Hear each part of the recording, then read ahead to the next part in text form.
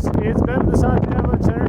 It's Wednesday afternoon. Winds are blowing and the snow is falling out here. I'm below the mighty Durance here. As I was driving down up from Haley on the highway, I saw a couple of small wind slabs and low elevation terrain that had dribbled onto the highway. I can see the wind moving snow. I can feel this stiffened snow surface in front of me. So I know I'm worried about wind slabs. I also know that we've got some buried weak layers in our snowpack, particularly putting snow at the ground, that I'm worried about, and that's affecting my travel choices today. So let's head on up the hill. I'm going to be very mindful of the terrain above me and the terrain that I'm traveling through. Let's see what we find. We're looking at the groomed skate ski track here, and what you can see is about half of it's already drifted over. In this direction, it's the same sort of thing. Looking around at these trees up high, we can see a lot of the snow's already been knocked out of them. All these are great indicators that the wind's been blowing. If it wasn't, there's no real doubt that the wind's blowing and transporting snow right now, but I wanted to show you a couple things that you can look for to help you identify that when it's a little less obvious. One is looking at trees like this. You can see that these trees, they've got a bit of snow left in them, but they've lost a lot of the snow that fell over the last couple of days. Another thing we can look at is surfaces. We're often talking about ripples and dunes, textures on the snow surface like the ones we see in front of me here to help illustrate this. Another obvious one, here you can see the skin track that probably was set not that long ago is completely filled in and obscured.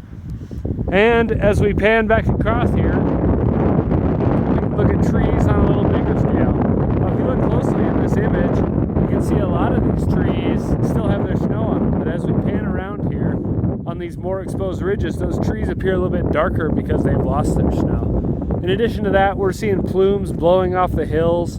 It's pretty clear that today's a windy day, and that's one reason that we're talking about wind slabs in the avalanche forecast. Another thing we can look for are cornices. Here I found a couple of cornices, and from a safe distance I kicked at them and produced this fracture that propagated about 30 feet in each direction. You can see that the wind is actively loading these. In addition to these being a hazard in their own right, they're putting weight on the layers of buried weak snow that exist in our snowpack, particularly that October snow. In this location we don't have that October snow, but in places where we do, that's something to be pretty concerned about. Alright, well, we are up on top of Durance now. You can see the wind is still moving a good bit of snow. As we pan around, we can see some of these big cornices that have formed along this ridge heading off to the north. Based on the way these look, the wind's moving from left to right. It's a northwest wind here, a west-northwest. And looking down below me here, we can see, maybe hard to see, but as I came up this final drift, I experienced some cracking in this freshly deposited drift here. In addition to that, we know that since we're up a little higher, we're starting to get into areas where we might find old snow underneath the new snow. That's that October snow we're talking about in the forecast. That snow that we've been talking about all year long. We're going to find that on slopes that face away from the sun at middle elevations and on most slopes at upper elevations. The wind, this ongoing wind and ongoing snow is adding additional weight where it's blowing. It's also adding a bit of stiffness to the slab overlying that weak snow underneath. It increases the likelihood of triggering an avalanche on that. And any of these wind slabs that either fail naturally or that you trigger can step down to that deeper weak layer in the snowpack as they're traveling down slope.